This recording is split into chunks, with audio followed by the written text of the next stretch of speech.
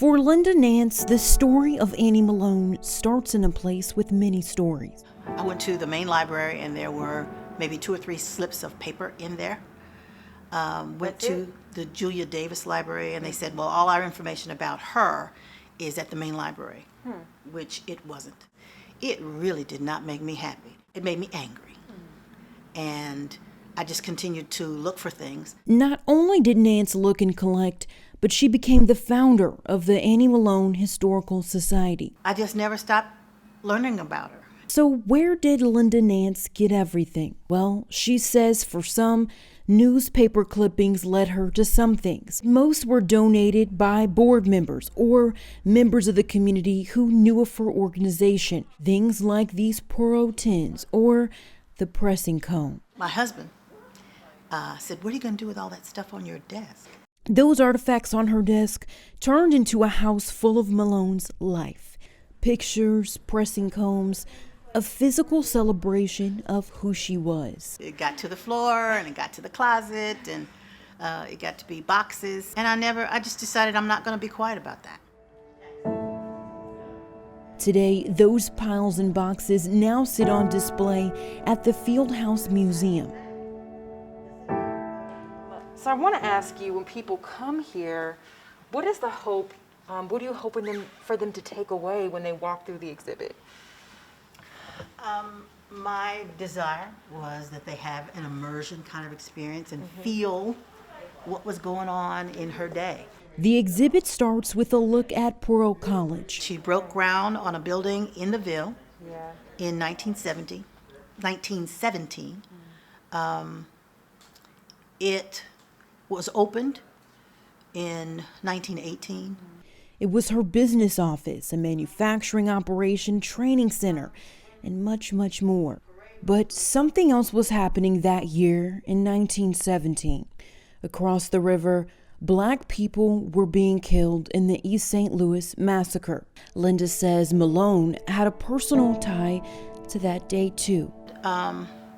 She was able to gather a number of people who had automobiles and met people on the bridge to try and rescue those people walking across the bridge, trying to flee for their lives. Wow. Annie Malone in the early 1900s was able to navigate prejudice and discrimination, all sorts of things that did not include her. And she was able not only to convince herself that that was important and valuable, she was able to train some 75,000 women in her lifetime. So who was Annie Turnbow Malone? Well, in short, while born in Metropolis, Illinois, she spent part of her life in our very own St. Louis. Malone was a chemist, an entrepreneur, a supporter of the arts, and in more ways than one, a philanthropist. She'd go on to have a successful life marketing and selling hair care, inventing the wonderful hair grower in 1900, and eventually becoming a multi-millionaire. She donated to the St. Louis Colored Children's Home, Howard University, the YMCA, and many others. So that more people can know about the contributions that she made, the sacrifices that she made, and the very large footprint. She had an international business, and most people don't know that. That's not okay with me. So you want people to come in here and be able to soak up all of those things? I do. From wall to wall, you get an opportunity to do just that. And museum executive director Stephanie Bliss says that's important. Learning about her and how empowering she was and how powerful she was. And there are those types of individuals here in St. Louis. They're not necessarily the big names that we think about. And they are here, though. And our history is so rich, and we need to remember that. And we can learn from that to make our next generation better. As for Linda, her mission is still not done. From meeting 100-year-old graduates of Puro College to Annie Malone's surviving nephew. After the exhibit closes in June, she's hoping to find a permanent building somewhere in the city. We wanted to be able to be, just as the Puro College was, a community asset. We want to have GED programs that can help people improve themselves. We want to have a Saturday morning program for children to come and hear books read to them and leave with a book of their own so they can build their own little libraries.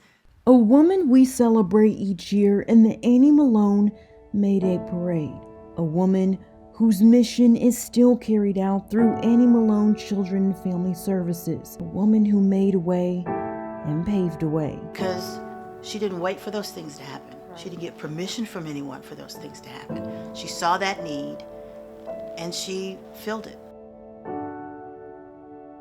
Let me ask you this. Can you tell the story of St. Louis without talking about Annie Malone? You shouldn't, Yeah. and you shouldn't want to.